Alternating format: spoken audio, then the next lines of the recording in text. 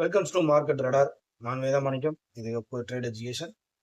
இந்த வீடியோவில் நம்ம எதை பற்றி பார்க்க போகிறோம் அப்படின்னு பார்த்தீங்கன்னா, வரக்கூடிய ஏப்ரல் மந்தில் மார்க்கெட்டுடைய நடவடிக்கைகள் வந்து என்னவாக இருக்கிறது.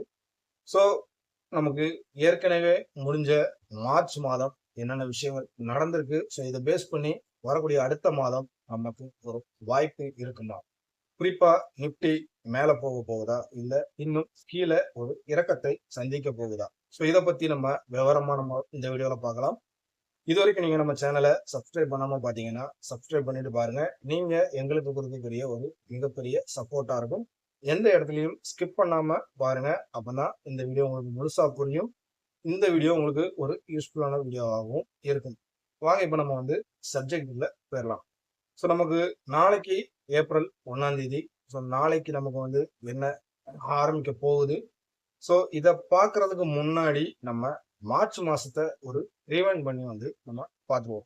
குறிப்பா நிப்டி இந்த மார்ச் மாசத்துல வந்து கிட்டத்தட்ட வந்து பார்த்தீங்கன்னா 10% வந்து கீழே விழுந்திருக்கு. பேங்க் நிப்டி எடுத்துக்கிட்டீங்கன்னா 15% கீழே விழுந்திருக்கு. மிட் கேப் எடுத்துக்கிட்டீங்கன்னா 9% கீழே விழுந்திருக்கு. ஸ்மால் கேப் எடுத்துக்கிட்டீங்கன்னா 8% வரைக்கும் கீழே விழுந்திருக்கு. செக்டரல் வைஸா நம்ம பார்க்க போகும்போது வந்து பாத்தீங்கன்னா ஹையஸ்டா கீழே இந்த மாசம் வந்து விழுந்தது பிஎஸ்சி பேங்க் தான். கிட்டத்தட்ட 18% வந்து கீழே விழுந்தது. ஸோ அடுத்தபடியா நிப்டியோடைய ஃபினான்ஸ் வந்து 14% வந்து கீழே விழுந்திருக்கு. அதுக்கு அடுத்ததா நம்ம ஆட்டோ செக்டர் வந்து 13% வந்து இறங்கியிருக்கு. பெரிதும் ரொம்ப நம்ம பெருசா எதிர்பார்த்த ஒரு எஃப்எம்சிஜி வந்து இந்த மாசமும் 10% வந்து கீழே இறங்கியிருக்கு.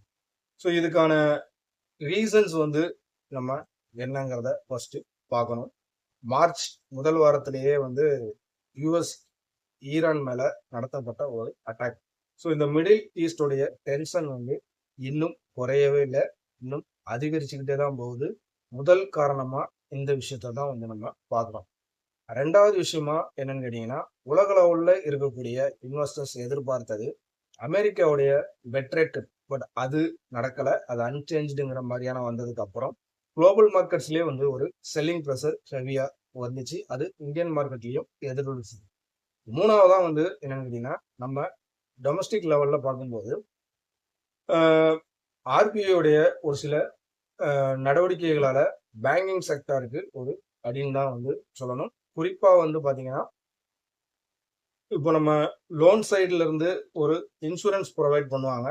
அது ஃபைனான்ஸ் கம்பெனியாக இருக்கட்டும், பேங்கிங் சைடாக இருந்தாலும் சரி. ஒரு குறிப்பா ஒரு பிரைவேட் பேங்க்ல நீங்க லோன் எடுத்தீங்கன்னா அங்க வந்து உங்களுக்கு அந்த லோனு கூடயே ஒரு இன்சூரன்ஸை வந்து உங்களுக்கு இது பண்ணுவாங்க. இது இப்போ கட்டாயமாக்க கூடாது அப்படிங்கிற ஆர்பிஐனுடைய ஒரு அறிவிப்பு.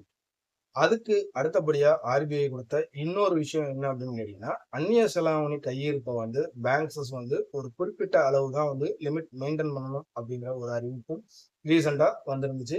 ஸோ அதுக்கப்புறமா பேங்கிங் ஸ்டாக்ஸஸுமே வந்து லாஸ்ட் ஒரு 2 டேஸ்ல இறங்கினதுக்கான ரீசனும் அதுதான். இதுக்கு அடுத்தபடியா இருக்கிற காரணம் அப்படின்னு நம்ம பார்க்கும்போது, அமெரிக்க டாலருக்கு நிகரான இந்திய ரூபாயினுடைய மதிப்பு வரலாற்றில் இல்லாத ஒரு பெரும் சரிவு. கிட்டத்தட்ட $95 95 ரூபாய் அப்படிங்கிறது ஒரு டாலருக்கு நிகரான மதிப்பா இருக்கு. ஸோ இது எல்லாமே ஓவராலா மார்ச் மந்தோடைய இறக்கத்தை நமக்கு கொடுத்துருச்சு. ஸோ அடுத்து இந்த விஷயங்கள் எல்லாமே வந்து மாறப்போகுதா அப்படின்னு கேட்டீங்கன்னா எந்த ஒரு மாற்றமும் இல்லை. ஸோ இது ஏப்ரல் மாசமும் தொடரக்கூடிய சுச்சுவேஷன்ல தான் இருக்கு. குறிப்பா ஏப்ரல் 6ஆம் தேதி வந்து ஒரு எதிர்பார்ப்பு இருக்கு. அதாவது இந்த மிடில் ஈஸ்டோடைய ப்ராப்ளம் வந்து ஒரு ஃபைனலைசர்ஸ்க்கு வரலாம் அப்படிங்கிற ஒரு எதிர்பார்ப்பு இருக்கு. ஸோ அதுக்கு அப்புறமா ஒரு டேர்னிங் பாயிண்ட் வர்றதுக்கான வாய்ப்பு இருக்கலாம். ஸோ அது வந்து நெகட்டிவாகவும் போகலாம், ஸோ பாசிட்டிவாகவும் போகலாம். அது ஒரு பக்கம் நம்ம பார்க்கணும். ரெண்டாவதா ஸோ இந்த டாலருடைய மதிப்பு, அதாவது டாலருக்கு நிகரான இந்திய ரூபாயினுடைய மதிப்பு இன்னும் எவ்வளவு இறங்க போகுது அப்படிங்கிறது தான் ஒரு பெரிய கேள்விக்குறியா இருக்கு. ஸோ இது இன்னும் இறங்குது அப்படிங்கிற பட்சத்துல இது ஒட்டுமொத்த மார்க்கெட்டுக்குமே வந்து நெகட்டிவ் தான். இதை தாண்டி நம்ம வந்து ஏற்கனவே வந்து யூஎஸ் கூட ட்ரேட் டீல் வந்து இன்னும் என்னன்னு கேட்டீங்கன்னா ஃபுல்ஃபில் பண்ணி சைன் அப் ஆகலை. அது பெண்டிங்ல இருக்கு. இன்னும் வரக்கூடிய நாட்கள்ல அதை பற்றிய தகவல்கள் என்ன வருது அப்படிங்கிறதையும் நம்ம வந்து பார்க்கணும். ஸோ இது எல்லாத்தையும் போக போன மாதத்துல வந்து ஒரு சூப்பரான பெர்ஃபார்மன்ஸ் அப்படிங்கிற ஒரு எஃப்என்டோ ஸ்டாக் லிஸ்டர்ஸ்ல வந்து பார்த்தீங்கன்னா ஒரு 3 ஸ்டாக்ஸஸ் வந்து ஒரு நல்ல பெர்ஃபார்மன்ஸ் கொடுத்துருந்துச்சு. ஸோ அதில் குறிப்பாக வந்து பார்த்தீங்கன்னா ஆரோமில்டா ஃபார்மா வந்து ஒரு 7% வந்து ஏறி இருக்கு. அப்புறம் நால்கோ எடுத்தீங்கன்னா அதுவும் 6% வரைக்கும் ஏறி இருக்கு. கோல் இண்டியா இது நம்ம ஏற்கனவே ஒரு 2 வீடியோஸ்ல வந்து நம்ம பேசியிருந்தோம். அதுவும் வந்து பார்த்தீங்கன்னா ஒரு 5.5% வரைக்கும் மந்த்லியில ஒரு ஏற்றம் கொடுத்துருக்கு. ஸோ இந்த 3 ஸ்டாக்ஸஸுமே வரக்கூடிய இந்த ஏப்ரல் மந்த்லையுமே வந்து நம்ம வாட்ச் லிஸ்ட்ல வச்சு அதை வந்து நம்ம ஒரு டிசிஷனுக்கு நம்ம வந்து யூஸ் பண்ணலாம். அதே நேரம் வந்து அந்த சைட்ல லூசர் சைட்ல வந்து நம்ம பார்க்கும்போது வந்து பார்த்தீங்கன்னா அசோக் லைலாண்ட் வந்து ஹெவியான ஒரு ஃபால் 26% வரைக்கும் கீழே இறங்கியிருக்கு. பிபிசிஎல் அதே மாதிரி 25% வரைக்கும் கீழே இறங்கியிருக்கு. ஐஓசி வந்து பார்த்தீங்கன்னா 24% வரைக்கும் 1 மந்த்ல கீழே இறங்கியிருக்கு. ஸோ வரக்கூடிய இந்த மிடில் ஈஸ்ட் என்ன நியூஸஸ் பேசிக்ல வரப்போகுதோ ஸோ கண்டினியூஸா இதுவும் தொடர்ச்சியான ஒரு இறக்கத்தை சந்திக்கிறதுக்கான வாய்ப்பும் வரலாம். ஸோ அந்த ஸ்டாக்ஸஸையும் நம்ம வாட்ச் லிஸ்ட்ல வச்சு ஃபோக்கஸ் பண்றதுல தப்பு இல்லை. இப்போ நம்ம ஓவராலா எடுத்தாச்சு அப்படின்னு சொன்னா இப்போ ஓவர் நைட்ல நமக்கு வந்து ஒரு பெரிய ஒரு டெவலப் வரணும் அப்படின்னு சொன்னா மார்க்கெட்டோடைய ஏற்றத்திற்கு ஒரு பிக்கஸ்ட் ஒரு நியூஸ் வரணும் அப்படின்னு சொன்னா முதல்ல இந்த மிடில் ஈஸ்ட்ல நடக்கக்கூடிய வார் வந்து ஒரு சீஸ் ஃபயருக்குள்ள வரணும். ஸோ அந்த சீஸ் ஃபயருக்குள்ள வர்றதுக்கான வாய்ப்புகள் இப்போ இந்த வாரத்துல அதுக்கு ஒரு பெரிய வாய்ப்பு இல்லைங்கிற மாதிரியான தோற்றம் தான் வந்து வருது. ஸோ இஸ்ரேல் ஈரான் மேல மிசைல் அட்டாக் நடத்துறதும் ஈரான் வந்து இஸ்ரேல் அண்டு கல்ஃப் கண்ட்ரிஸஸ் மேல ட்ரோன் அட்டாக்ஸ் நடத்துறதும் வந்து பார்க்கும்போது இன்னும் ஒரு ஃபைனலைசேஷன்ல வரல. ஒரு நெகோசியேஷன் நடக்கிறதுக்கான ஒரு சுச்சுவேஷனும் இருந்த மாதிரியான தோற்றம் இல்லை. ஸோ ரெண்டாவது வந்து பிரெண்ட் க்ரூடோட ரேட் வந்து இன்னும் ஹெவியா போகுது.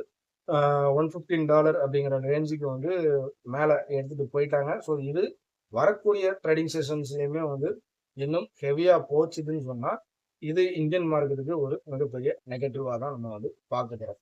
ஸோ டெக்னிக்கல் வைஸா அடுத்து நம்ம நிஃப்டி வந்து பார்க்கும் பட்சத்துல இப்போ நமக்கு வந்து 22,800 அப்படிங்கிறது ஒரு ஸ்ட்ராங்கான ரெசிஸ்டன்ஸா இருக்கு. ஒரு புல் பேக் அதாவது ஒரு ஸ்டெப் டு ஸ்டெப் வந்து ஜம்ப் ஆயிட்டு திரும்ப வந்து என்ன ஆகும் கேட்டீங்கன்னா மறுபடியும் ஒரு ரிவர்சல் பேக் ஆகும். ஸோ அந்த விதத்துல பார்க்கும்போது இப்போ நமக்கு லாஸ்ட் ட்ரேடிங் செஷன்ல நடந்தது ஒரு ஸ்டெப்ல இருந்து ஒரு ஸ்டெப்புக்கு வந்து கீழே இறங்கிருச்சு. ஸோ இங்க இருந்து ஒரு ரிவர்சல் மோடு ஆயிட்டு அடுத்த ஸ்டெப்பு போய் வந்து உங்களுக்கு ரீச் பண்ணி திரும்ப அங்க இருந்து என்னன்னு கேட்டீங்கன்னா ஏற்கனவே டச் பண்ண ஸ்டெப்பை உடைச்சி திரும்ப கீழே அடுத்த இருக்கிற ஸ்டெப்புக்கு கீழே இறங்கணும். ஸோ இப்போ நமக்கு மேலே இருக்கிற ரெசிஸ்டன்ஸ் ஸ்டெப் அப்படின்னு பார்க்கும்போது 22,800ங்கிறது ஒரு பார்டர் ரெசிஸ்டன்ஸாக இருக்கு. அந்த இடத்துக்கு வந்து திரும்ப அங்கிருந்து கீழே இறங்குறதுக்கான வாய்ப்புகள் அதிகமாக இருக்கு. ஸோ இது அந்த நியூஸஸ் பேஸில் அடுத்து வரக்கூடிய நெகட்டிவா என்ன நமக்கு நியூஸஸ் வருதோ அதை பொறுத்து சேஞ்சஸ் வந்து வரும். பட் இந்த ரெசிஸ்டன்ஸ் லெவலை பிரேக் பண்ணி நமக்கு ஒரு டெய்லி கேண்டிலாவது ஒரு க்ளோசிங் நடந்தால் மட்டும்தான் ஃபர்தரா பாசிட்டிவ் சைடுக்குள்ள நம்ம யோசனை பண்ணணும். ஸோ அது வரைக்குமே வந்து நெகட்டிவ் சென்டிமெண்ட் தான். அப்போ நம்ம பாட்டம் அப்படிங்கிறது இன்னும் எவ்வளவு தூரம் இருக்கு அப்படின்னு பார்க்கும்போது 21,700 அப்படிங்கிறது ஒரு பாட்டம் லெவலா இருக்கு. ஸோ இது எந்த லெவலுக்கு ரெசிஸ்டன்ஸை வந்து ரீச் பண்ணி அங்க இருந்து பிரேக் பண்ண முடியாம நமக்கு ஒரு ரிவர்சல் நடக்குதோ அவ்வளோக்கு அவ்வளோ நமக்கு கீழே இறங்கி திரும்பவும் அந்த பாட்டத்தை நோக்கி தான் வந்து டிராவல் ஆகிட்டு இருக்குது. பேங்க் நிஃப்டி வந்து பார்த்தோம்னா ஏற்கனவே வந்து ஒரு பெரிய ஒரு இறக்கத்தை கொடுத்தாச்சு. வரக்கூடிய Q4 ரிசல்ட் அதாவது காலாண்டு முடிவுகள் வந்து இதனுடைய ஏற்கனவே வந்து ஆர்பிஐ அனௌன்ஸ்மெண்ட்னால ஒரு சில பிரைவேட் பேங்க் ஸ்டாக்ஸஸுமே வந்து நல்ல கீழே இறங்கி இருந்துச்சு. குறிப்பா HDFC பேங்க் வந்து அந்த 81 பாண்ட்ஸ் நியூஸஸ் வச்சு ஒரு பெரிய ஒரு செல்லிங் ப்ரெஷர் HDFC பேங்க்ல வரக்கூடிய நாட்கள்ல அது எந்த லெவலுக்கு ஒரு பர்ஃபார்மன்ஸ் கொடுக்க போகுதுங்கிறது தான் பேங்க் நிஃப்டியோடைய ஒரு ஹை வெயிட்டேஜ் ஸ்டாக்கா நம்ம வந்து பார்க்கக்கூடிய ஒரு விஷயம். வரக்கூடிய அந்த குவார்ட்டர் ரிசல்ட் வந்து எந்த லெவலுக்கு பேங்கிங் செக்டர்ல ஒரு பெரிய ஒரு இறக்கத்தை வந்து கிரியேட் பண்ற மாதிரியான ஒரு சூழ்நிலையை தான் உருவாக்கும் அப்படிங்கிற மாதிரியான ஒரு தோற்றம் வந்து வருது. ஸோ இது டெக்னிக்கலாவும் நம்ம வந்து பார்க்கும்போது வந்து 51,300 அப்படிங்கிறது ஒரு ஸ்ட்ராங்கான ரெசிஸ்டன்ஸ் ஒரு ஜூனா இருக்கு. ஸோ இந்த லெவல்ல இருந்து உங்களுக்கு மேல ஃபர்தரா ஒரு வால்யூமோட ஒரு ஃபோக்கஸிங் நடந்தா மட்டும்தான் ஃபர்தரா நம்ம ஒரு பாசிட்டிவ் மூமெண்ட்டுக்குள்ள போகலாம். இல்ல அப்படின்னா கீழ வந்து நமக்கு வந்து பாட்டம் பார்க்கும்போது 48,600 அப்படிங்கிறது ஒரு ஸ்ட்ராங்கான ஒரு சப்போர்ட்டா இருக்கும் பேங்க் நிஃப்டிக்கு. ஸோ இந்த இடத்துல வந்து திரும்ப ரிவர்சல் ஆகலாம். ஸோ இதுல ICICI bank, Kotak Mahindra bank, SBI, so இவங்களுடைய ரிசல்ட் என்னதா வருதுங்கிறதையும் நம்ம வந்து ஃபோக்கஸ் பண்ணி பார்க்கணும். ஸோ அதன் பொறுத்து தான் இதனுடைய நடவடிக்கைகள் வந்து இருக்கும். நிஃப்டி ஒருவேளை ஒரு பெரிய இறக்கத்தை திரும்பவும் கொடுக்குது அப்படின்னா அது கூடவே சேர்ந்து பேங்க் நிஃப்டியும் இறங்க தான் செய்யும். ஸோ இந்த ரெண்டையுமே வந்து நம்ம ஃபோக்கஸ் பண்ணி பார்க்கணும். ஸோ வரக்கூடிய நாட்களில் வரக்கூடிய நியூஸஸ் வந்து என்ன வரப்போகுதோ ஒரு பாசிட்டிவான வரணும் அப்படின்னு நம்ம வந்து எதிர்பார்த்தோம்னு சொன்னால் முதல்ல மிடில் ஈஸ்ட் ப்ராப்ளம் வந்து ஒரு முடிவுக்கு வந்தால் மட்டும்தான் அடுத்ததா டொமஸ்டிக் ப்ராப்ளம்ஸ் வந்து கிளியர் ஆகிறதுக்கான வாய்ப்புகள் வரும். ஸோ ஓவராலாக நம்ம பார்க்கும்போது ஒரு நெகட்டிவ் சென்டிமெண்ட் தான் இருக்கு. ஓவர் நைட் பொசிஷனாக நம்ம வந்து ஒரு பாசிட்டிவ் மூவ்மெண்ட்டுக்குள்ள போக வேணாம். ஒரு கன்ஃபர்மேஷன் கிடைக்கும் போது மட்டும் ஒரு ட்ரேட் எடுத்து அதில் ஒரு ப்ராஃபிட்டை நம்ம வந்து ஏர்ன் பண்ணுறது நல்ல ஒரு விஷயமா இருக்கும்னு நினைக்கிறேன். இந்த வீடியோ உங்களுக்கு ஒரு யூஸ்ஃபுல்லான வீடியோவாக இருக்கும்னு நம்புறேன். பிடிச்சிருந்துச்சுன்னா லைக் பண்ணுங்கள், நம்ம சேனலை சப்ஸ்கிரைப் பண்ணுங்கள். Thanks for the watch.